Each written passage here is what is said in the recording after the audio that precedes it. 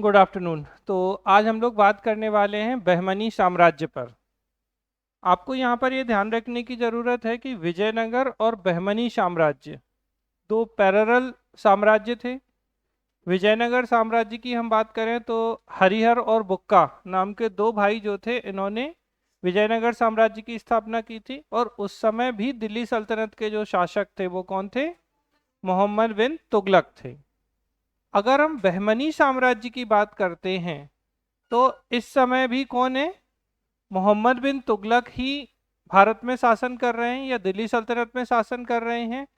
और बहमनी साम्राज्य के जो संस्थापक हैं, कोई बता सकता है कौन है?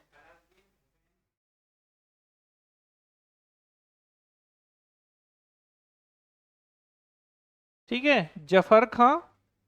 जफर खां को ही हम क्या कहते हैं? हसन गंगू। ठीक है। और इसी का पूरा नाम क्या है? अलाउद्दीन। पूरा नाम बोलिए अच्छे से। हसन बहमन शाह। ठीक है, तो अलाउद्दीन हसन बहमन शाह या हसन गंगू के नाम से, ये हसन गंगू के नाम से बहुत फेमस है। जफर खां इसका वास्तविक नाम था। तो हो ये रहा था कि देखिए, मैंने आपको अगर याद हो तो जब विजयनगर साम्राज्य बताया था तब भी ये कहा था कि मोहम्मद बिन तुगलक के समय काफी विद्रोह हुए। तो दक्षिण भारत में जो परिस्थितियां थी उन परिस्थितियों का, अराजकता का, एनार्की का लाभ उठाते हुए किसने? जफर खां, हसन गंगू या अलाउद्दीन हसन बहमन शाह ने। पूरा नाम ये, तो बहमन शाह से ही इसका वंश का नाम क्या पड़ गया? बहमनी साम्राज्य या बहमनी वंश। तो बहमनी वंश की स्थापना जो है वो, इसका श्रेय किसको जाता है? हसन गंगू को जाता है। अब थोड़ा सा आप लोग मुझे बताइए कि विजयनगर साम्राज्य की स्थापना कब हुई? वेरी गुड, 1336 में हुई थी। ये आ चुका है, हमने आपको क्वेश्चन भी। अच्छा, आप लोग एक काम और करिएगा, मैंने 2021 से लेके 25 तक के पेपर सॉल्व कराए हैं। या तो आप एक ही वीडियो में जो कंपाइल भी किया है लास्ट में एक, जिसमें 21 से 25 तक पूरे हैं। तो जैसे कल संडे है, आज घर जाके आप उसको 2 3 4 5 बार देखो। कोई जल्दी नहीं है। उसका कारण है, आप जब एक साथ पूरा वीडियो देखोगे ना तो आपको पता चलेगा कि 21 के क्वेश्चन 22 में, 22 के क्वेश्चन 24 में, इस तरीके से बहुत सारे क्वेश्चंस का रिपीटेशन हुआ है, और सिर्फ 21 से 25 के बीच में। मतलब इससे पहले तो और बहुत सारे प्रीवियस ईयर हैं। लेकिन आप देखो कि इतने कम में से भी अगर 8 10 क्वेश्चंस का रिपीटेशन हो गया तो ये बहुत ज्यादा होता है। अगर आप पिछले 4 5 साल के पेपर करके जाते हो और 8 10 क्वेश्चन आपको सीधे सीधे, यही क्वेश्चन ऐसा नहीं, हमने आपके टेस्ट में भी दिए हैं, अगर आप लोग टेस्ट देखेंगे तो उनमें भी सेम क्वेश्चन है। और उनसे भी सीधे सीधे क्वेश्चन आपके एग्जाम में पूछे गए हैं। और ऐसा नहीं है कि ये लास्ट बार है कि अब पूछे नहीं जाएंगे, होता रहा है और होता रहेगा। तो आप लोगों को इस चीज को ध्यान रखना है कि प्रीवियस ईयर पेपर आपके एग्जाम के लिए बहुत इंपॉर्टेंट है। तो उस लेक्चर को आप अच्छे से 2 3 बार देख लीजिए, 2021 से 25 तक के पेपर्स को। और देखिए, उसमें हिस्ट्री, पॉलिटी, इकोनॉमी, ज्योग्राफी जो भी है सब है, तो आपका एक रिवीजन भी हो जाएगा जिनने थोड़ा बहुत भी पढ़ा है। दूसरी जो इम्पोर्टेंट बात है वो ये है कि आप विजयनगर साम्राज्य का अच्छे से रिवीजन करिए। ठीक है, और एक और क्या? सूरवंश। ठीक है, तो सूरवंश का आप रिवीजन कर लीजिए। अच्छा, उसका शायद लेक्चर हमने आपको उस पर नहीं किया है, मैं भेज दूंगा उसकी लिंक या उसे पब्लिश कर देंगे। तो सूरवंश, विजयनगर साम्राज्य, और आज हम बहमनी की बात कर रहे हैं, तो बहमनी अगर अभी अपलोड हो जाएगा तो मैं शाम तक इसको भी अपलोड कर दूंगा आपको। तो बहमनी साम्राज्य को देखो, अक्सर क्या होता है कि सूरवंश को, विजयनगर और बहमनी को लोग थोड़ा सा ऐसे मानते हैं कि ये इतने इंपॉर्टेंट वंश नहीं है। बात गलत भी नहीं है, लेकिन उसको आप दूसरे तरीके से देखो तो एक आध ना एक आध क्वेश्चन इन तीनों वंशों से कहीं ना कहीं आता रहा है। जैसे बीजापुर, ठीक है, बरीद, बीदर। कई बार तो यही पूछ लेते हैं कौन सा युद्ध हुआ था? राक्षस तांगड़ी या बन्नी हट्टी या तालीकोटा। ठीक, कब हुआ था ये? 1565 में। तो 1565 में जो युद्ध हुआ था राक्षस तांगड़ी, बन्नी हट्टी या तालीकोटा का, इस युद्ध में विजयनगर साम्राज्य की हार होती है और कौन जीत जाता है? बहमनी साम्राज्य के जो 5 वंश थे उनमें से 4 इसमें भाग लेते हैं और वो जीत जाते हैं। उन्होंने एक पूरा मुस्लिम महासंघ बनाया था, याद होगा, और उसमें किसने भाग नहीं लिया था? बरार ने भाग नहीं लिया, बिदर नहीं है, ठीक है, बरार का किसी से रार नहीं है, तो बरार ने उसमें भाग नहीं लिया था। तो हसन गंगू या अलाउद्दीन हसन बहमन शाह ने बहमनी साम्राज्य की स्थापना की थी। एक तो ये क्वेश्चन है जो आपका बहुत सीधा सीधा पूछा जाता है। यहाँ पर एक व्यक्ति थे, आगे आएंगे इन्हीं के समय में जो सेनापति होंगे, तो आप उनको बता सकते हैं, वो थे महमूद गवाह। इन पे क्वेश्चन कभी कभार पूछा गया है। एक क्वेश्चन पूछा गया है, दक्कन का नीरो या जालिम किसे कहा जाता है? तो मैं इसलिए बता रहा हूँ जिससे कि आपको ये पता रहे कि इनमें हमें क्या क्या चीजों पे फोकस करना है। एक तो हो गया कि भाई बहमनी साम्राज्य की स्थापना किसने की? अलाउद्दीन हसन बहमन शाह ने की। कब की? 1347 में की। जैसे यहाँ 1336 विजयनगर साम्राज्य की स्थापना हरिहर और हरिहरबा बुक्का ने की थी, ये आपका इंपॉर्टेंट हो जाता है। उसी तरीके से आपका 1347 का बहमनी साम्राज्य के संस्थापक इंपॉर्टेंट हो जाते हैं।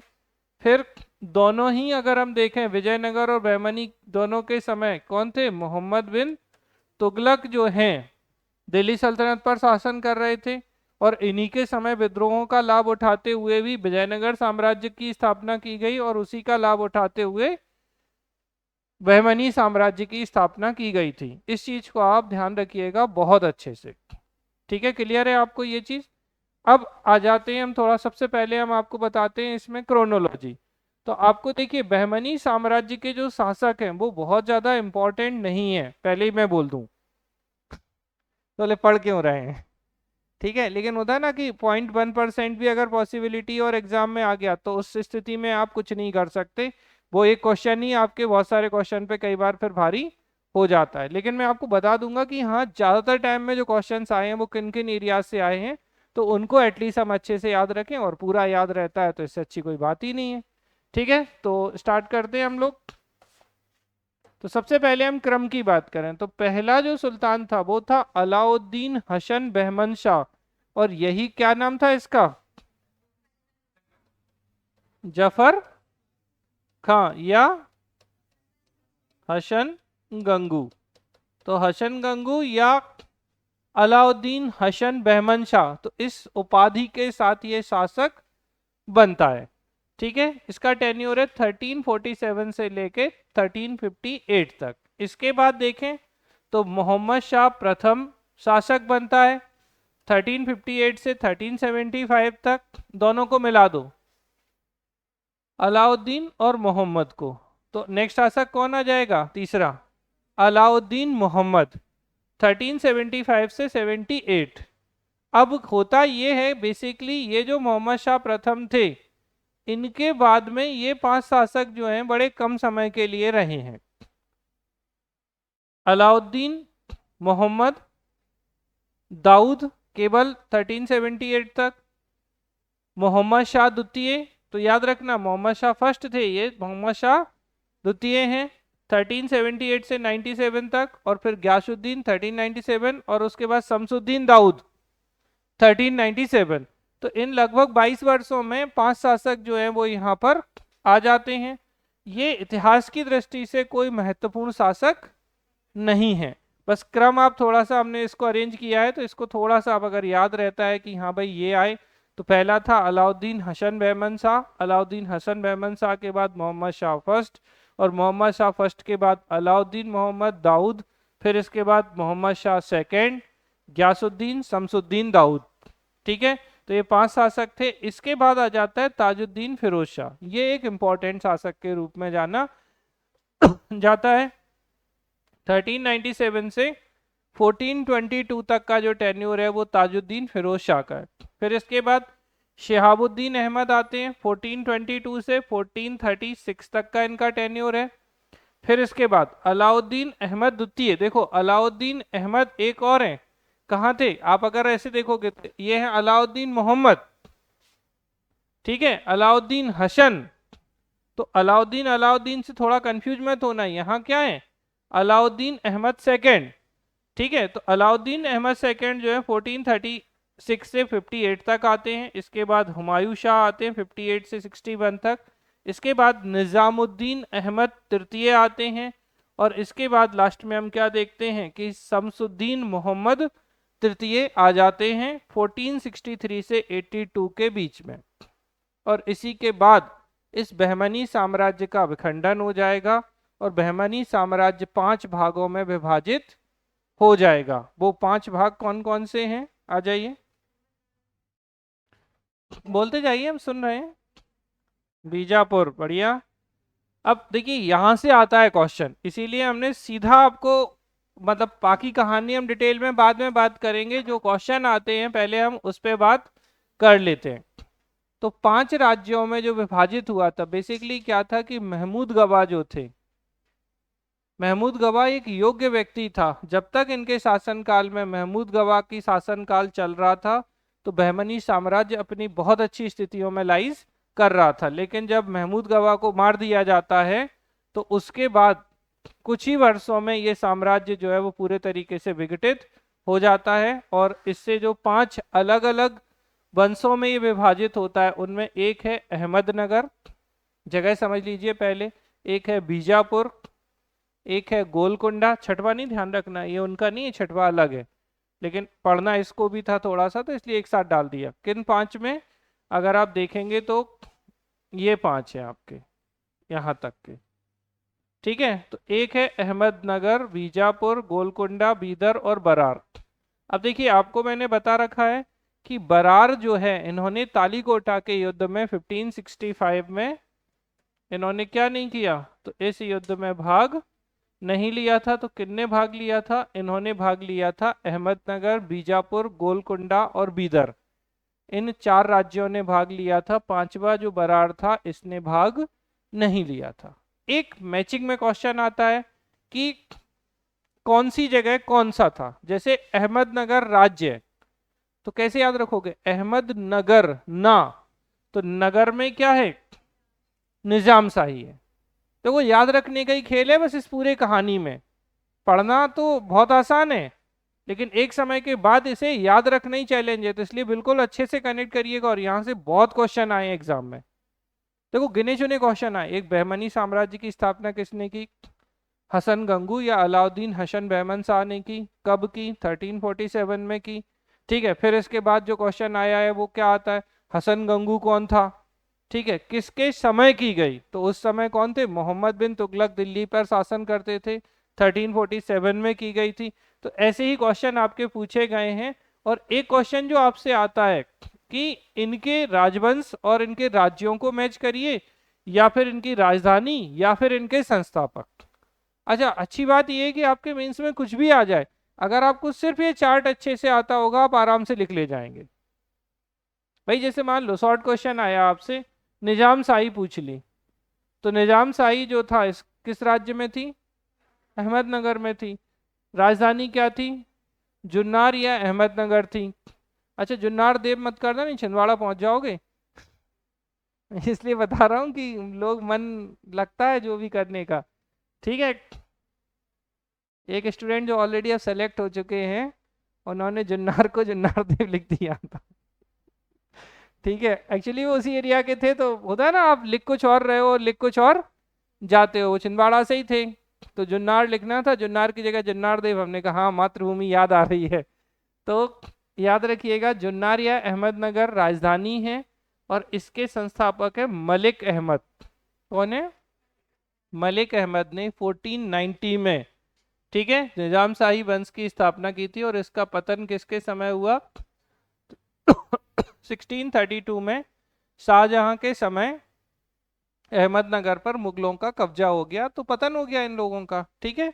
तो पहला जो वंश है वो क्या है, निजाम शाही कहें या राज्य से बात करते हैं, एक तरफ से चलते हैं। तो राज्य है अहमदनगर ना निजाम शाही, ठीक है। निजाम शाही तो जुन्नार या अहमदनगर राजधानी, और मलिक अहमद। अच्छा, ज्यादातर नाम जो हैं वो इनके फाउंडर्स के नाम पर रखे गए, तो अगर उन्हें भी याद रख लोगे तो भी आपको बहुत सारी चीजें याद हो जाएंगी। तो मलिक अहमद ने अहमदनगर राज्य की स्थापना की, या फाउंडर थे इसके। और अहमदनगर नगर में क्या चल रही है, तो निजाम शाही चल रही है। जुन्नार, जुन्नार इसकी राजधानी है या अहमदनगर राजधानी है, और शाहजहां के समय इसका डिक्लाइन या पतन हो जाता है। ठीक है, स्थापना कब? तो 1490 में की गई थी। अब आ जाते हैं बीजापुर। तो बीजापुर में बेटा क्या चलती थी? आदिल शाही।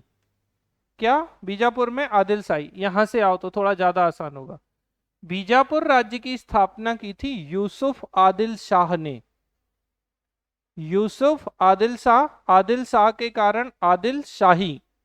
जैसे यहां मलिक अहमद, अहमद के कारण अहमदनगर, और नगर में निजाम शाही, और यहां पर यूसुफ आदिल शाह, तो आदिल शाही चलती थी। कहां पर? बीजापुर में। ठीक है, इनकी राजधानी नौरसपुर या हैदराबाद। किसकी राजधानी है? बीजापुर की। तो बीजापुर की जो राजधानी है वो नौरसपुर या हैदराबाद थी, और औरंगजेब के समय 1686 में इसका डिक्लाइन या पतन हो गया था। तो यूसुफ आदिल शाह ने 1489-90 के समय किस वंश की स्थापना की? आदिल शाही वंश की स्थापना की। राज्य कौन सा है इनका? बीजापुर राज्य की स्थापना की इन्होंने। ठीक है, फिर तीसरा आ जाता है गोलकुंडा का कुंडा। ठीक है, तो कुंडा में कुतुब शाही। का से का को कनेक्ट करो तो कुंडा में कुतुब शाही, कुकू। और वास्तव में कौन है यहाँ? तो कुली कुतुब शाह जो 1512 में है। कुली कुतुब शाह ने किसकी स्थापना की? देखो कुतुब शाह तो कुतुब शाही। ठीक है, कुकू कुकू खेल रहे हैं, तो कुतुब शाह, कुतुब शाही, और कुतुब शाही में कू, तो गोलकुंडा में कू। अच्छा, कू कहीं नहीं है? तो खेल मैचिंग का है, मैं फिर बोल रहा हूं, बस याद रखना ही है गेल। अगर आपने शब्दों को अच्छे से कनेक्ट नहीं किया तो फिर वो ऊपर नीचे चले जाएंगे। तो कू कू कू, गोलकुंडा में कू, कुतुब शाही में कू, और कुली कुतुब शाह में कू। ठीक है, समझ में आ रही है बात? अच्छे से याद रखना। तो ये 1512 में और औरंगजेब के समय ही गोलकुंडा का पतन या डिक्लाइन हो जाता है। फिर हम देखते हैं बीदर। तो बीदर में बरीद शाही। बीदर बरीद, बेसिकली क्यों? क्योंकि इसके संस्थापक थे अमीर अली वरीद। तो वरीद के कारण, समझ में आ रही ना, बरीद के कारण बरीद शाही, और इनका राज्य बीदर। बीदर बरीद। अच्छा, बीदर बरार नहीं, बीदर बरीद। बहुत आराम से समझा रहा हूँ, बिल्कुल आराम से कनेक्ट करने की कोशिश करिए, कोई जल्दी नहीं है, कुछ कहीं नहीं भगे जा रहे हैं फन। मतलब ये बहुत इंपॉर्टेंट है, और मैं बोल रहा हूँ ना, 100 लोगों से पूछोगे तो 99 गलत बताते हैं इनके आंसर्स। मतलब इतना खतरनाक रेशो है इसकी गलती होने की। तो गलती नहीं होनी चाहिए, आए नहीं उसमें अपन कुछ नहीं कर सकते। नहीं आएगा तो नहीं आएगा, उसके लिए क्या। लेकिन आ गया और आपका सही हो गया तो आप बहुत कुछ कर सकते हैं, वाली स्थिति होती। तो बीदर वरीद। तो बीदर में कौन है? अमीर अली वजीर जो है वो इसके संस्थापक हैं। 1526 में इसकी स्थापना की गई है, इसीलिए बरीद के नाम पर यहाँ बरीद शाही है। जैसे कुतुब के नाम पर कुतुब शाही है, आदिल के नाम पर आदिल शाही है, बस अहमद के नाम पर निजाम शाही है। यहाँ थोड़ा सा ध्यान रखना है। तो बरीद शाही, और इसकी राजधानी थोड़ा सा ध्यान रखना। देखो फंसता है क्वेश्चन कैसे। गोलकुंडा की राजधानी बीदर है, नहीं तो बीदर की राजधानी बीदर बन जाएगी किसी की। गोलकुंडा की राजधानी बीदर है, और बीदर की राजधानी। अच्छा, मजेदार ये कि जब भी ऑप्शन में आ जाए ऐसे में तो बहुत कम लोग हैं बोले अच्छा उल्लू बना रहे हो, ऐसे थोड़ी होता है। तो गलत तो बहुत आराम से कर सकता है। तो बीदर की कैपिटल एलिचपुर। ठीक है, अमीर अली वरीद ने इसकी स्थापना की थी, और बीजापुर ने इसे ऑक्युपाई कर लिया था। किसको? बीदर को। ठीक है, अब आ जाते हैं बरार। इनका किसी से रार नहीं था, तो इन्होंने कौन से? तालीकोटा के युद्ध में भाग नहीं लिया, पहली बात तो। ठीक, देखो कैसे उल्टे सीधे नाम है। बीजापुर की राजधानी नौरसपुर, बरार की राजधानी बीजापुर। ठीक है, और बीदर की राजधानी एलिचपुर, जबकि गोलकुंडा की राजधानी बीदर। अब तब भी गलत ना करे बच्चा तो फिर क्यों ना करे। अला ये लोग एक्सचेंज ऑफर खेल रहे हैं ऐसा लगता है। तो बरार जो है, बरार में क्या था? इमाद शाही। क्यों? क्योंकि इसके संस्थापक थे फतेह उल्लाह इमाद शाह, और फतेह उल्लाह इमाद शाह के कारण इस जगह पे क्या था, इमाद शाही थी और राज्य था बरार। तो फतेह उल्लाह इमाद शाह ने किसकी स्थापना की, इमाद शाही राजवंश या बरार राज्य की स्थापना की थी, और बरार ने तालीकोटा के युद्ध में भाग नहीं लिया था। 1484 में इसकी स्थापना की गई थी और 1574 में अहमदनगर ने इसे ऑक्युपाई कर लिया था। ठीक है, इसके बाद ये आपके मध्य प्रदेश का है, याद रखना बहमनी साम्राज्य आपका यही है, जो 5 वंश है, इसमें आप जबरदस्ती नहीं घुसाना। खानदेश जो है आपका, यहाँ पर फारूकी राजवंश हुआ करते थे। वर्तमान में जो आपका बुरहानपुर है ये इसकी राजधानी हुआ करता था, और इसके जो संस्थापक थे वो मलिक राजा फारूकी थे। तो फारूकी के कारण वंश कौन सा हो गया, फारूकी वंश हो गया। 1399 में इसकी स्थापना हुई थी, और आप अच्छे से जानते हैं कि अकबर के जीवन का अंतिम अभियान जो कि कब हुआ था, 1601 में असीरगढ़ का अभियान था। इसके माध्यम से इन्होंने बुरहानपुर को या खानदेश को ऑक्युपाई कर लिया था। ठीक है, तो आपको ये ध्यान रखना है, पहले तो 5 राज्यों के नाम याद करिए, अहमदनगर,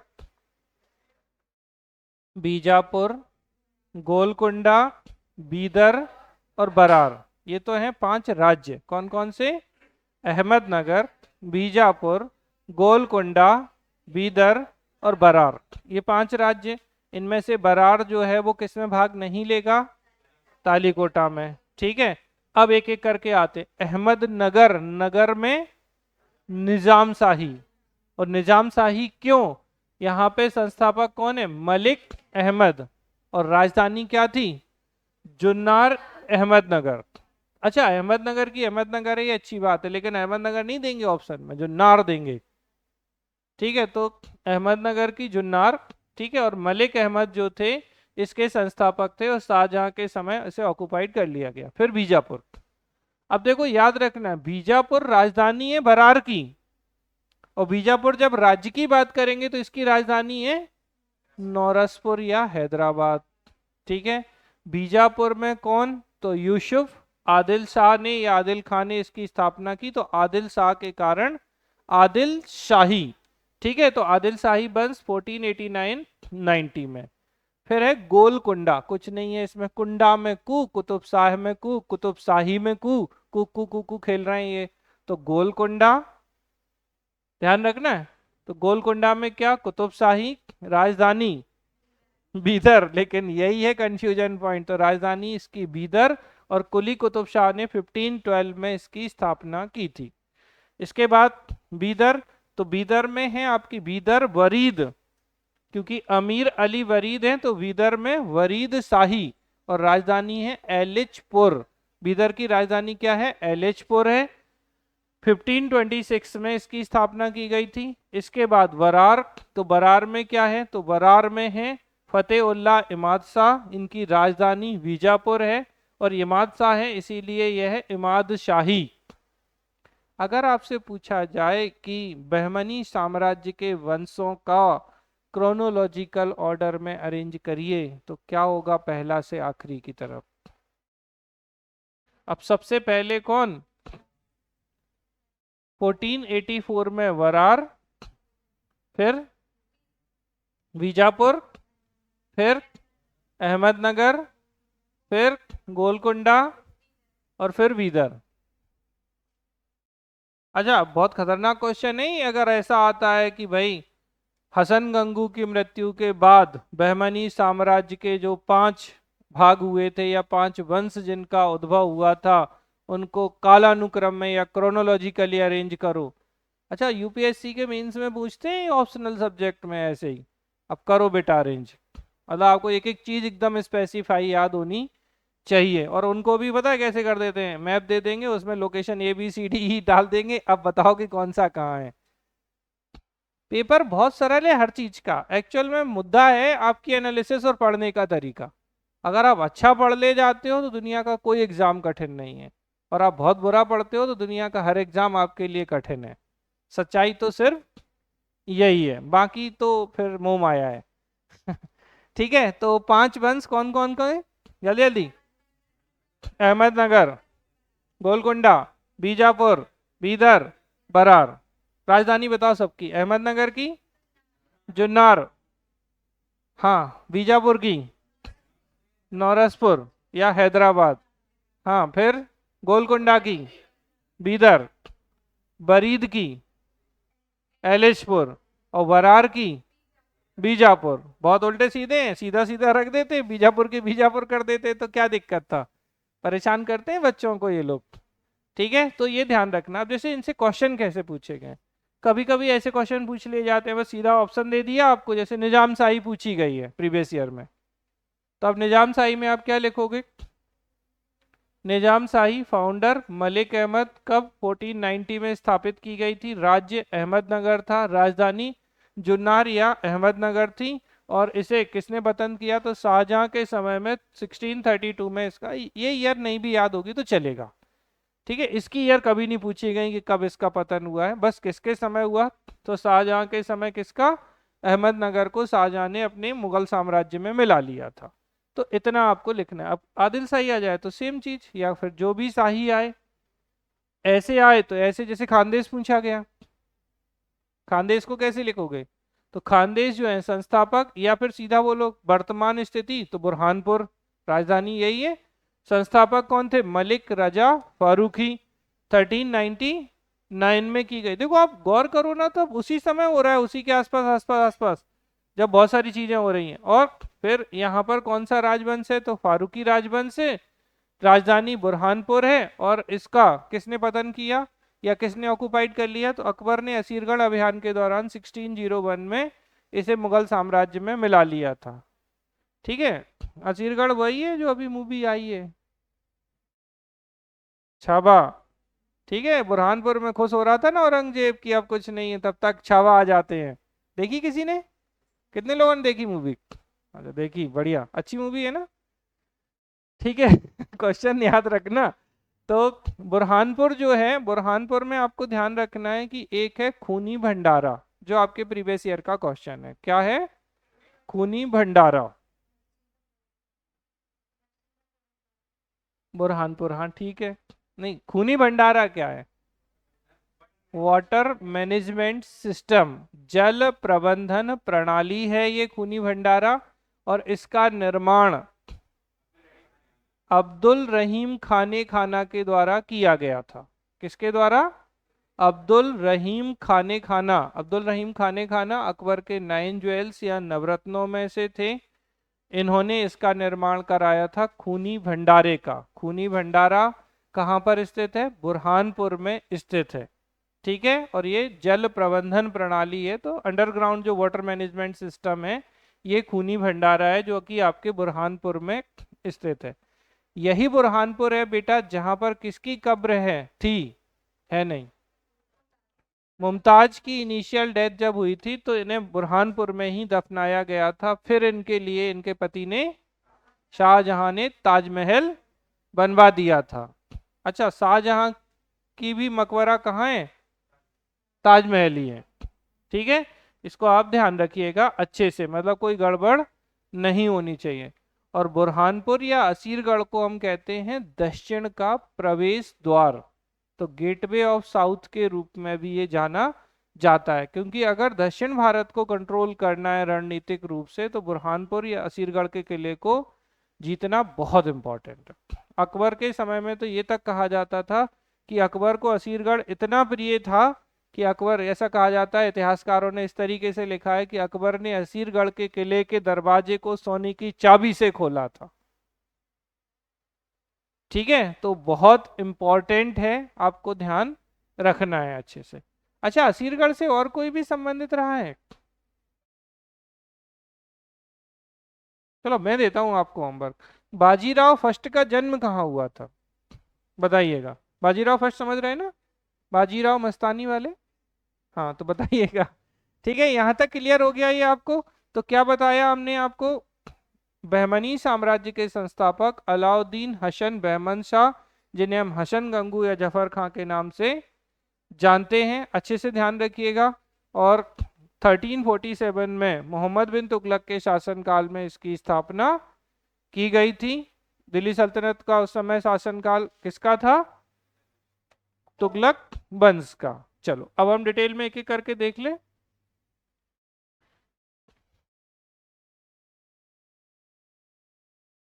क्रोनोलॉजी क्लियर हो गई ना आप लोगों को थोड़ी बहुत? चलिए, तो दक्षिण भारत देखिए, मोहम्मद बिन तुगलक के शासनकाल में दिल्ली सल्तनत के विघटन के परिणाम स्वरूप दक्षिण भारत में दो नए साम्राज्य, बहमनी और विजयनगर साम्राज्य अस्तित्व में आए।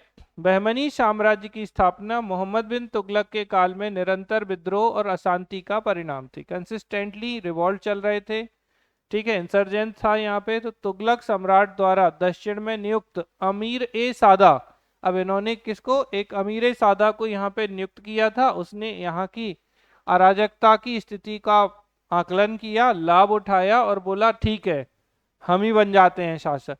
इसे देखकर दौलताबाद के अमीरों ने दौलताबाद दुर्ग पर अधिकार कर लिया। तो दौलताबाद जो है, अच्छा दिल्ली से दौलताबाद राजधानी स्थानांतरित की थी इस पगले ने। पगला कौन?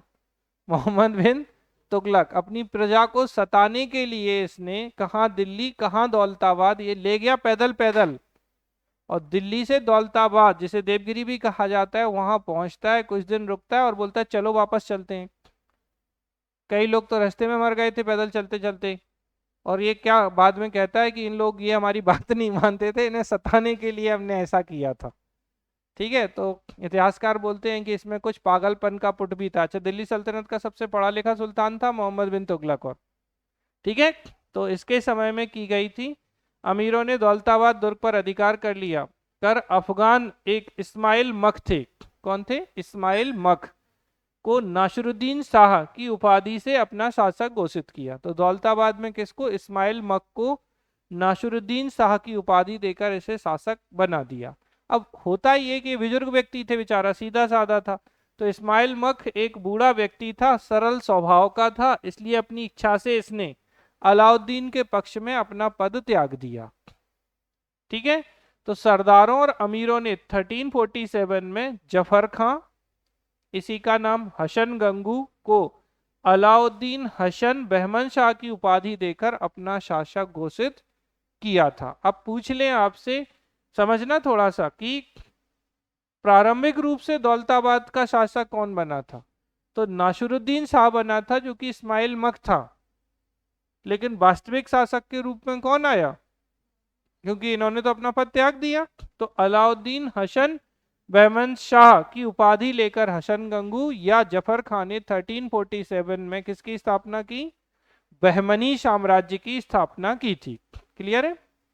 फिर इसके बाद इसके शासक आते हैं। तो पहला शासक हो गया अलाउद्दीन हसन बहमन शाह 1347 से 58। फिर इसके बाद में मोहम्मद शाह प्रथम, फिर अलाउद्दीन मोहम्मद, और ये तो छोटे छोटे शासक हैं, दाऊद, मोहम्मद शाह सेकंड, गयासुद्दीन, शमसुद्दीन दाऊद, इनसे आपको कोई खास लेना देना नहीं है। फिर आते हैं ताजुद्दीन फिरोज शाह, ये इंपॉर्टेंट है, शिहाबुद्दीन अहमद शाह, अलाउद्दीन अहमद सेकंड, हुमायूं शाह, निजामुद्दीन अहमद तृतीय और शमसुद्दीन मोहम्मद तृतीय। इसी के समय महमूद गवाह की डेथ हो जाएगी। ठीक है, ये समझ में आ ही गया होगा कि कहाँ कहाँ क्या क्या है, अब नहीं बता रहा हूँ। देखिए, सबसे पहले अलाउद्दीन हसन बहमन शाह ने 1347 से 58 तक शासन किया। ठीक है, विस्तार किया तो कोटगिरी, कल्याणी और बीदर, इन क्षेत्रों को इसने जीत लिया। गुलबर्गा को अपनी राजधानी बनाया था, और ऐसा माना जाता है कि इसी को इसने एहसानाबाद नाम दिया था। कुछ कुछ इतिहासकार इसे अहमदाबाद भी कहते हैं। तो गुलबर्गा को क्या नाम दिया इसने? एहसानाबाद दिया था। और अंतिम दिनों में दाबुल, एक जो बंदरगाह था, उस पर भी इन्होंने अधिकार कर लिया था। किसने कर लिया था? तो दाबुल पर, जो कि किस पर है? पश्चिमी समुद्र तट पर बंदरगाह था। तो किसने? अलाउद्दीन हसन बहमन शाह ने इस पर कंट्रोल कर लिया था या कब्जा कर लिया था। हिंदुओं के प्रति इसने लिबरल या उदार पॉलिसी अपनाई। और उदार पॉलिसी मतलब जजिया नहीं लेंगे, क्योंकि जजिया किन से लिया जाता था?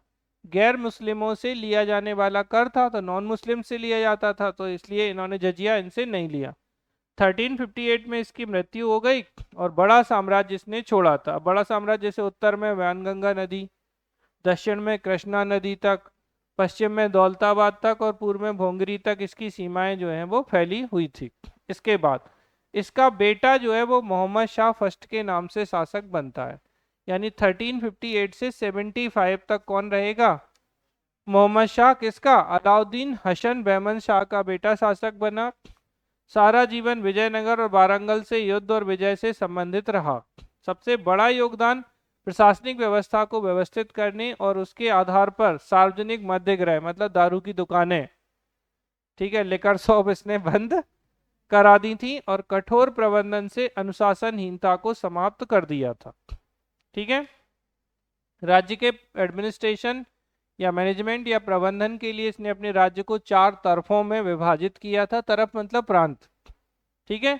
तो 4 तरफों, अतराफों ये याद नहीं रख पाओगे आप, तो तरफ याद रख लो। तो तरफों मतलब क्या थे? प्रोविंसेस या प्रांत थे जिनमें विभाजित किया था। अब ये कौन कौन से थे? देखो आपको पता है गुलबर्गा राजधानी थी जिसे एहसानाबाद किया। दौलताबाद में शुरुआत में, समझ में आ रहा है ना? ठीक है। बरार और बीदर, तो कौन कौन से 4 तरफ थे? गुलबर्गा, तो बोलो, दौलताबाद, बरार और बीदर। ठीक है। अपनी मर्जी से यहाँ बीजापुर ईजापुर कुछ नहीं डालना, आपको 4 बताने हैं। तो गुलबर्गा, दौलताबाद, बरार और बीदर किया। और प्रत्येक का प्रबंधन क्या किया? प्रांत अध्यक्ष, मतलब उस प्रांत के अध्यक्ष जो थे उनके माध्यम से होता था, जिसे सेना रखना अनिवार्य था। इसी के काल में बारूद का पहली बार प्रयोग, बहुत बार क्वेश्चन पूछा गया है कि किस वंश ने सबसे पहली बार बारूद का प्रयोग किया था? तो वो था बहमनी साम्राज्य। और बहमनी साम्राज्य में अच्छे से ध्यान रखना है कौन? मोहम्मद शाह प्रथम। अच्छा ध्यान रखना, मोहम्मद शाह में रंगीला जोड़ा नहीं तो मुगल बन जाएगा। ये मोहम्मद शाह प्रथम किसका बेटा? हसन गंगू का। ठीक है, ध्यान रखना है। तो 1375 में जाके इसकी डेथ हो जाती है। तो इसके समय में क्या हुआ? एक तो 4 तरफ में इसने अपने साम्राज्य को विभाजित किया। तरफ मतलब प्रांत होते थे। इसके अलावा इसने बारूद का प्रयोग इसी के समय में किया गया था। इसके बाद मोहम्मद शाह की 1375 में डेथ हो जाती है। इसके बाद इनके जो सक्सेसर या उत्तराधिकारी थे, तो लगभग 22 वर्षों में 5 सुल्तान हुए। अलाउद्दीन मोहम्मद 75 से 78, दाऊद 1378, फिर मोहम्मद शाह सेकेंड 1378 से 97 तक, गयासुद्दीन 1397 और शमसुद्दीन दाऊद 1397 तक गद्दी पर बैठे। कोई खास इनका कंट्रीब्यूशन नहीं है। तो इसके बाद जो आएगा वो होगा आपका ताजुद्दीन फिरोज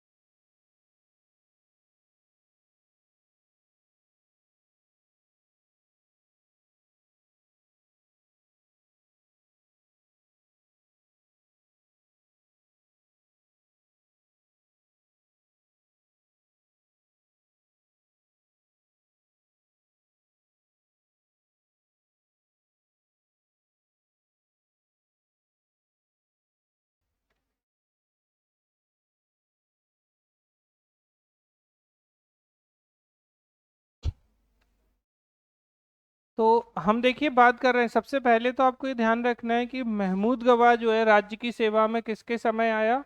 अलाउद्दीन अहमद सेकंड के समय महमूद गवाह जो है वो राज्य की सेवा में आ गया। अब इसके बाद अलाउद्दीन अहमद सेकंड के बाद में हुमायूं शाह शासक बनते हैं। 1458 से लेके 61 तक ये शासक बनते हैं। अलाउद्दीन द्वितीय के बाद, अलाउद्दीन अहमद सेकंड के बाद इनका बेटा हुमायूं शाह गद्दी पर बैठा, 58 से 61 तक शासन किया। महमूद गवाह एक योग्य सेना नायक था, ठीक है। यही कारण है कि हुमायूं शाह के शासनकाल की समस्त सफलताओं का श्रेय किसको दिया जाता है? महमूद गवाह को दिया जाता है। मतलब जो कुछ भी हुआ है इसके शासनकाल में, जो सक्सेसफुल रहा, सफलताएं जो मिली हैं, किसके समय की सफलताओं की बात कर रहे हैं? हुमायूं शाह की सफलता। तो ये महमूद गवाह के कारण थी। और इसका स्वभाव बहुत ही क्रूर था, क्रूअल व्यक्ति था ये, इसीलिए इसे जालिम कहा जाता था। तो जालिम कौन? हुमायूं शाह, ध्यान रखना। अच्छा, हुमायूं नहीं, हुमायूं कौन है? बाबर का बेटा, अकबर के पिता। ठीक, वो तो बेचारा अच्छा व्यक्ति था। ठीक। हुमायूं शाह का दक्कन का नीरो कहा जाता है। ये क्वेश्चन बहुत बार पूछा गया है, अच्छे से आप लोग स्टार बना लो आपके नोट्स में। क्या कहा जाता है? दक्कन का नीरो कहा जाता है। मिल गया आपको? लो, दक्कन का नीरो जो है किसको कहा जाता है? तो ये हुमायूं शाह को। ये दोनों क्वेश्चन बहुत इंपॉर्टेंट हैं, तो आपको ये ध्यान रखना है कि दक्कन का नीरो कौन? हुमायूं शाह। जालिम है ये, कौन है जालिम? हुमायूं शाह। और योग्य सेना नायक कौन है इनके समय? महमूद गवाह। ये आपको बहुत अच्छे से ध्यान रखना है कि जालिम, अब जालिम है तो हुमायूं शाह की मृत्यु के पश्चात उसका अल्पवयस्क पुत्र निजामुद्दीन अहमद थर्ड शासक बनेगा 61 से 63 तक। और इनका प्रधानमंत्री, अब तो कंटिन्यू कौन चलना है? महमूद गवाह चलना है। इनका नियंत्रण हो गया पूरे राज्य पर। ये मूलतः पर्सिया का यानी कि फारस का निवासी था, व्यापार के उद्देश्य से बहमनी राज्य में आया था। और बहमनी साम्राज्य अरब सागर से बंगाल की खाड़ी, मतलब समझ रहे हो ना, यहाँ से यहाँ, तो यहाँ पूर्व में बंगाल की खाड़ी और पश्चिम में, अरे यहीं बना दें हम आपके लिए, लो। अब ये मत बोलना कि हमें अरब सागर और बंगाल की खाड़ी नहीं पता, ठीक है। ये आपका पेनिनसुलर इंडिया है। अच्छा, पेनिनसुलर इंडिया क्या होता है भाई? पहले तो बता, प्रायद्वीप क्या होता है? क्या द्वीप? प्रायद्वीप। क्या है प्रायद्वीप? पेनिनसुला क्या होता है? सही तो बोल रही हो, बोलती क्यों नहीं हो?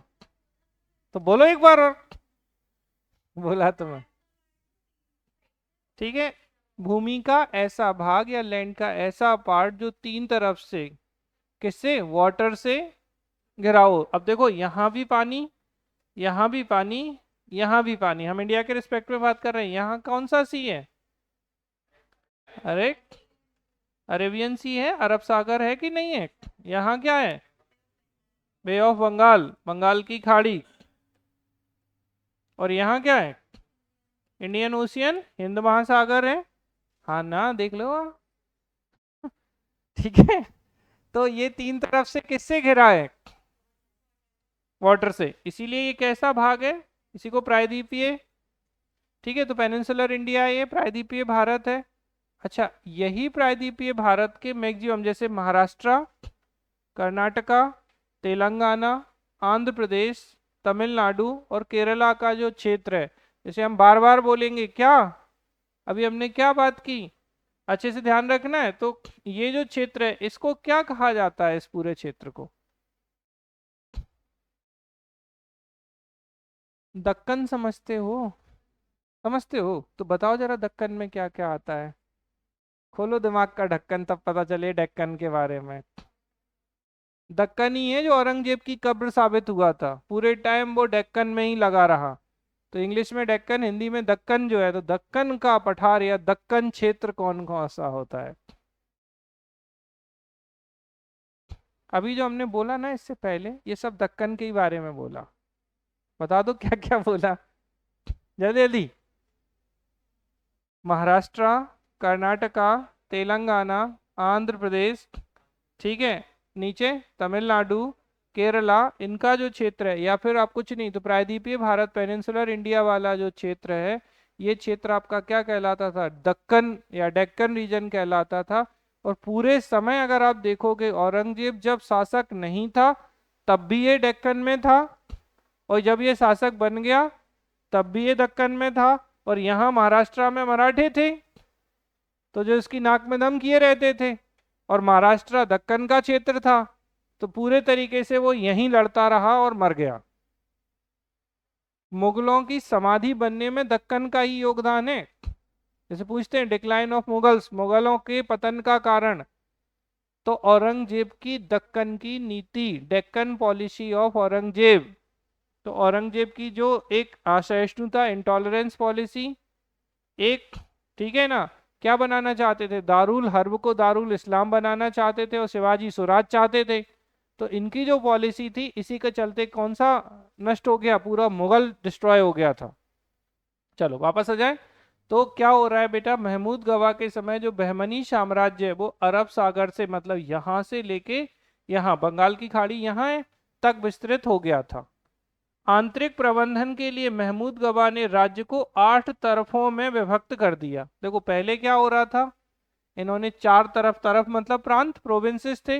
अब महमूद गवा के समय, ये क्वेश्चन भी पूछा है उत्तर प्रदेश पीएससी और बिहार ने, कि महमूद गवा के समय बहमनी साम्राज्य में कितने प्रांत थे या कितने तरफ थे, तो 8 तरफ, मतलब ऊपर नीचे दाएं बाएं बीच में, ऐसे समझ लो पूरे सब तरफ जो है वो साम्राज्य विभाजित था। और प्रत्येक में तरफदार, तो तरफ का जो प्रमुख होगा, तरफ मतलब प्रोविंस, प्रांतों का प्रमुख, और प्रांतों का प्रमुख कौन, तो तरफ का तरफदार होता था। तो ये जो तरफदार है ये इसका प्रमुख हुआ करता था। ठीक है, महमूद गवा ने प्रांतीय गवर्नरों, तरफदारों के अधिकारों पर नियंत्रण रखने के उद्देश्य से प्रांतीय तरफदारों के अधिकार क्षेत्र से कुछ प्रदेश को खालसा भूमि में परिवर्तित किया। इसके अतिरिक्त प्रांतीय गवर्नरों को सैनिक अधिकारों में भी कमी लाए थे। तो जो क्षेत्र था तरफदारों का, उनको क्या किया, कुछ खालसा भूमि बेसिकली राज्य की भूमि होती है, लैंड ऑफ स्टेट, तो राज्य की भूमि बना दी, मतलब शासक की भूमि जो है, मेन शासक। और इनके कुछ अधिकारों को क्या किया, तो सैनिक राइट जो थे, आर्मी राइट्स भी इनके कुछ कम कर दिए थे। राज्य की आय में वृद्धि के लिए भूमि की पैमाइश नाप करके लगान निश्चित करने का काम आरंभ किया। किसान नगद या गल्ला, गल्ला मतलब अनाज के रूप में लगान दे सकता था। ठीक है, महमूद गवा एक विद्वान व्यक्ति था, उसे रियाज ए इंसा और दीवान ए अस्र नामक 2 ग्रंथों की रचना की थी। कौन सी, रियाज ए इंसा और दीवान ए अस्र, किसने की, महमूद गवा ने। और गैसू दराज ने, अच्छा पहले तो मुझे ये बताओ कि गैसू दराज किसके दरबार या किससे संबंधित थे। Very good. और इनको क्या कहा जाता था, पहले मेरा मन था मैं ऊपर ही जो मैंने राजा राजा बताए थे वहीं डाल दूं, लेकिन मैंने कहा नहीं, पूछना पड़ेगा आपको, तो फिर वहीं डाला होगा तो आप याद हो जाएगा आपको, तो क्वेश्चन पूछने में मजा नहीं आएगा। हाँ बताओ जल्दी से। अरे संत अहमद कौन, ए भगवान, कैसे कर रहे हो, जालिम मत बना देना उसको, वो अच्छा व्यक्ति था। अभी ये यहीं पहुंच रही थी, दक्कन का नीरो, ये हुमायूं शाह है, इसकी बात करो।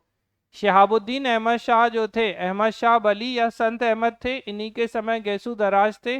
मिराज उल आशिकीन, तो मिराज उल आशिकीन किसकी है, हजरत गैसू दराज की है रचना। ठीक है, तो मिराज कैसा मिराज है, आशिक मिजाज है ऐसा समझ लो, मिराज को मिजाज समझ लो, और क्या बस ज्यादा, मिजाज ए आशिकीन, लिख नहीं देना लेकिन मिजाज, मिराज ए आशिकीन। ठीक है, आशिक मिजाज व्यक्ति हैं गैसूतराज महाराज। और जालिम इनका बेटा है, नहीं तो पता चले कि इसको जालिम बना दो पिताजी को, तो अच्छा था। जालिम या दक्कन का नीरो कौन, तो दक्कन, ये जो शब्द मैंने यहाँ इस्तेमाल किया था, अब समझ में आया कि दक्कन मतलब बहुत आएगा, दक्कन का पठार, दक्कन क्षेत्र, दक्कन क्या है, तो आप दिमाग खराब, मतलब ज्योग्राफी आपने अगर अच्छी पढ़ी होगी तो ही डेक्कन समझ में आता है, नहीं तो लोगों का ढक्कन खुल जाता है, डेक्कन नहीं समझ में आता। अच्छा पढ़ते सब हैं? सच्ची बताओ, पहले तो दक्कन कितने लोगों ने, अच्छा और बड़ी बात है, ऐसा नहीं गूगल पे कुछ दिया नहीं है, हम देखते ही नहीं है कुछ, क्योंकि हमने बस हम पढ़ लेंगे हाँ, दक्कन, दक्कन का नीरो कौन? हुमायूं शाह। जालिम है ये, जालिम। ठीक है, तो क्लियर हुआ। तो फिर निजामुद्दीन अहमद तृतीय के समय प्रधानमंत्री बन गए ये, और इन्होंने क्या किया, 8 तरफों में विभाजित कर दिया अपने प्रांत को, और इन्होंने भूमि की पैमाइश कराई। किसने? महमूद गवाह ने। महमूद गवाह ने ही क्या लिखा, तो रियाज ए इंसा, गवाह क्या कर रहे हैं, रियाज कर रहे हैं इंसा का, और दीवाने अस्र नामक 2 ग्रंथों की रचना की, बीदर में एक महाविद्यालय या कॉलेज खुलवाया। इसके बाद शमसुद्दीन मोहम्मद तृतीय, कौन आ गए? शमसुद्दीन मोहम्मद तृतीय ने महमूद गवाह को राजद्रोह के आरोप में फांसी दे दी। इसके कान भर दिए किसी ने कि ये सारा शासन यही संभाल लेगा, तो महमूद अच्छे व्यक्ति को फांसी दे दी गई। अब फांसी दे दोगे तो प्रशासन चला कौन रहा था? महमूद गवाह। अब कौन है? किसी को गवारा नहीं है अच्छा शासन। तो फिर 2 दशक मतलब 20 साल के अंदर ही बहमनी साम्राज्य का डिक्लाइन या पतन हो जाता है, और 5 नए राज्यों का उदय हुआ। कौन कौन से 5 नए राज्य?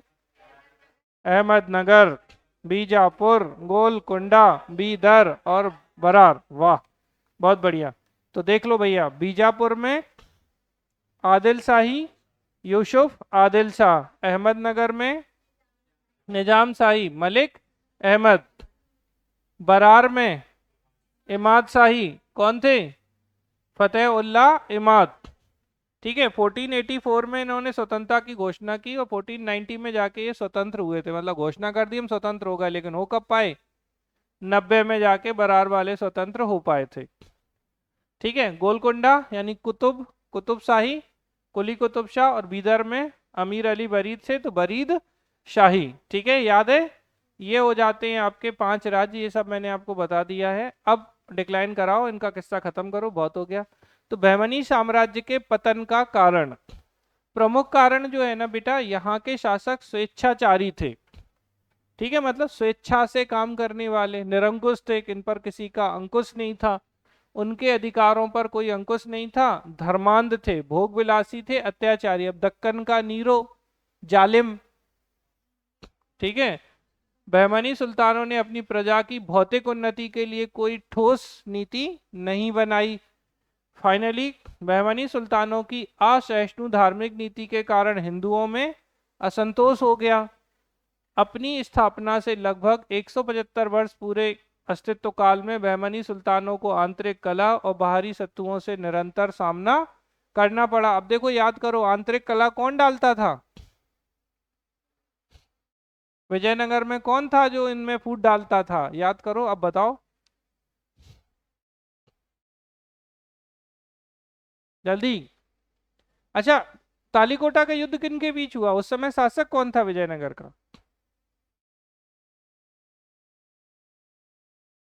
क्या?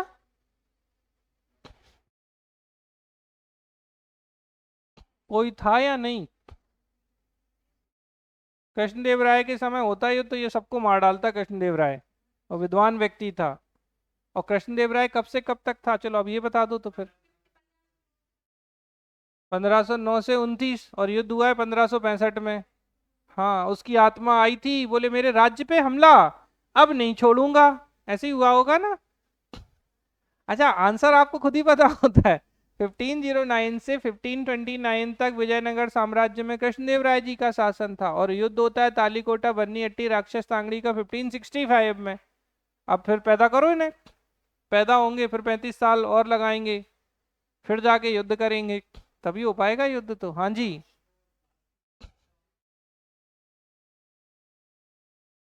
बोलो, आप तो उत्तर दो, मुझे नहीं मतलब। राम राय याद नहीं आ रहा है इतनी देर से? राम राय को इनकी हत्या कर दी गई थी, फिर इनकी हम्पी को लूटा गया था। ठीक है, तो राम राय जो थे इन्हीं की नीतियों के चलते, क्योंकि राम राय ने, अब ये जो है ना आंतरिक कलह और ये जो भेद, ये राम राय ही करवाता था। बाद में इन्हें समझ में आ गया कि ये राम राय बहुत चंट है, हम ही को लड़वा रहा है, तो ये सब मिल गए बरार को छोड़कर, और फिर इन लोगों ने हमला किया था। समझ में आ रही है बात? तो आंतरिक कलह शत्रुओं से निरंतर सामना करना पड़ा। इस आंतरिक कलह का प्रमुख कारण मुस्लिम अमीरों के दो दलों के मध्य ईर्ष्या और प्रतिस्पर्धा और शत्रुता थी। महमूद गवाह एक योग्य प्राइम मिनिस्टर था, को आंतरिक कलह का दो रोष भुगतना पड़ा। उसकी हत्या के साथ ही बहमनी साम्राज्य। तो अगर आप एक बढ़िया आंसर लिखना चाहो कि पतन के कारण, तो एक है महमूद गवाह की हत्या, क्योंकि उसको फांसी दे दी गई।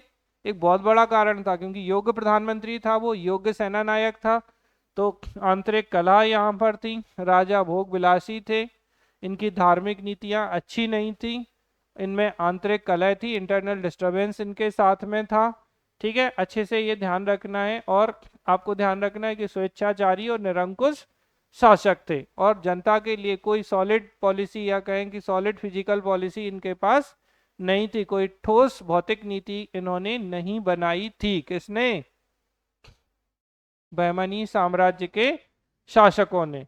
ठीक है, महमूद गवाह को मार डाला और किस्सा खत्म। बधाई हो, आपका बहमनी साम्राज्य कंप्लीट हो गया।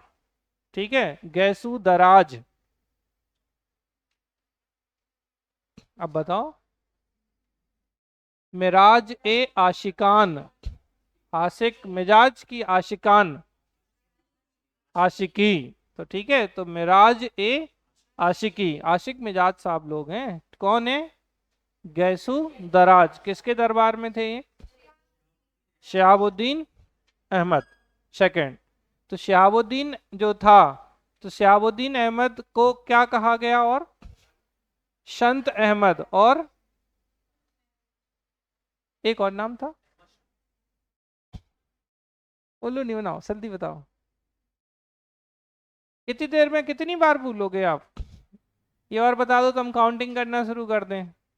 चलो, पहले तो महमूद गवाह की रचनाएं, रियाज ए इंसा और दीवाने अस्र, 8 तरफों में विभाजित किया था इसने। जालिम या दक्कन का नीरो कौन? हुमायूं शाह। हुमायूं नहीं, हुमायूं शाह, 58 से 61। अलाउद्दीन अहमद सेकंड जो था, इनको नहीं करना, नहीं तो पता चले। ये जो अहमद शाह बली या संत अहमद जो है, वो कौन है? शहाबुद्दीन अहमद फर्स्ट जो है। और इन्हीं के समय कौन? गैशु दराज थे। और मिराज ए आशिकान की रचना किसने की? गैसू दराज ने। ठीक है, इसको आप ध्यान रखिएगा अच्छे से। ताजुद्दीन फिरोज शाह जो थे, इनको आप कैसे याद रखेंगे? तो इन्होंने बरार को हराया था। ठीक है, तो बेसिकली केरला के शासक जो थे, और 4 तरफों में था। बारूद का पहली बार प्रयोग किसके समय में? मोहम्मद शाह फर्स्ट के समय में बारूद का प्रयोग हुआ था। लिकर शॉप बंद कर दी थी इसने। और अलाउद्दीन हसन जो था, 1358 में इसकी डेथ हो गई थी। ठीक, ये था पूरा आपका क्या? बहमनी साम्राज्य। ये थे इसके 5 वंश। तो अहमदनगर में निजाम शाही, राजधानी जुन्नार। बीजापुर में आदिल शाही, राजधानी नौरसपुर। गोलकोंडा में कुतुब शाही, क्योंकि कुली कुतुब शाह है, तो राजधानी बीदर। बीदर में बरीद शाही, राजधानी एलिचपुर। बरार में इमाद शाही, बीजापुर राजधानी। और कौन? तो फतेहुल्ला इमाद शाह। ठीक है, और ये थे इसके शासक। तो कौन? मोहम्मद बिन तुगलक की नीतियां या उनके समय होने वाले रिवॉल्ट या विद्रोह या अराजकता के कारण यहाँ पर बहमनी साम्राज्य की स्थापना हो गई थी। कब? 1347 में। और 1336 में किसकी?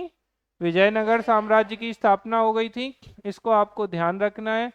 जफर खां हसन गंगू अलाउद्दीन हसन बहमन शाह को बहमनी साम्राज्य का संस्थापक या फाउंडर माना जाता है। 1347 में इसने इसकी स्थापना की थी।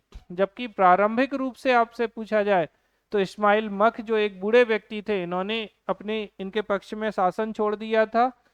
दौलताबाद दुर्ग पे अधिकार करके शासक कौन बना था? तो यही इस्माइल मख है, जो नासिरुद्दीन शाह के नाम पर शासक बना था। और बाद में इसने अपनी सत्ता किसको दे दी? अलाउद्दीन हसन बहमन शाह को। ठीक है, तो ये आपको ध्यान रखना है अच्छे से। तो ये हो जाता है आपका दक्षिण भारत का बहमनी साम्राज्य। बहमनी साम्राज्य में गिनी चुनी बातें जो आपको ध्यान रखनी है बेटा, एक आपको रखनी है कि जफर खां हसन गंगू या अलाउद्दीन हसन बहमन शाह ने इसकी स्थापना की। 1347 में इसकी स्थापना की गई थी। ठीक है, अच्छे से बिल्कुल क्लियर कट ध्यान रखिएगा। यहाँ पे 4 तरफ थे। गुलबर्गा को इसने एहसानाबाद कहा था, तरफ मतलब प्रांत हुआ करते थे। इनके प्रमुखों को तरफदार कहा जाता था। महमूद गवा ने इन तरफों को 8 कर दिया था और उनके कुछ सैनिक राइट्स जो हैं वो कम कर दिए थे और उनकी कुछ भूमि को खालसा भूमि में परिवर्तित कर दिया था। महमूद गवा इंटेलिजेंट व्यक्ति था। इसकी 2 महत्वपूर्ण रचनाएं हैं। और गैसू दराज जो है कौन सी रचना? मिराज ए आशिकीन इनकी रचना है। किसके समय में थे ये? शहाबुद्दीन अहमद, ठीक है, फर्स्ट के समय। और शहाबुद्दीन अहमद को ही क्या अहमद वली, अहमद शाह वली या संत संत अहमद के नाम से भी जाना जाता था। दक्कन का नीरो या जालिम कौन? हुमायूं शाह दक्कन का नीरो या जालिम था। ठीक है, समझ में आ रही है। और ये 5 भागों में बाद में महमूद गवा की डेथ के 10 सालों के भीतर, या सॉरी 20 सालों के 2 दशक के अंदर ये 5 भागों में विभाजित हो गया था। उनके 5 भागों को याद रखिएगा और बस कुछ नहीं आता इससे। यही आता है, मतलब जो चाहे आईएएस का एग्जाम हो या कोई भी एग्जाम हो, भारत में अगर जीएस में हिस्ट्री में बहमनी साम्राज्य आया है तो इससे ज़्यादा कभी नहीं आया। मतलब ऐसे तो इतना भी नहीं पढ़ना चाहिए, पढ़ा दिया अच्छे से। इसको आप रिपीट करिएगा बढ़िया से, मैं आपको वीडियो भी शेयर कर दूंगा। ठीक, मैंने ऑलरेडी आपको इसके नोट शेयर कर ही दिए हैं, तो इनको आप बढ़िया से करिए और हो गया यहाँ तक। ठीक, विजयनगर, बहमनी और कौन सा? सूरवंश। ये 3 इंपॉर्टेंट डायनेस्टीज हमने आपको बता दी हैं, इनका अच्छे से रिवीजन करिए। मेरा मन है कि इन तीनों पे ही एक टेस्ट मैं आपका ले लूंगा। बंद कर देना अमित। कौन कौन सी? एक सूर डायनेस्टी,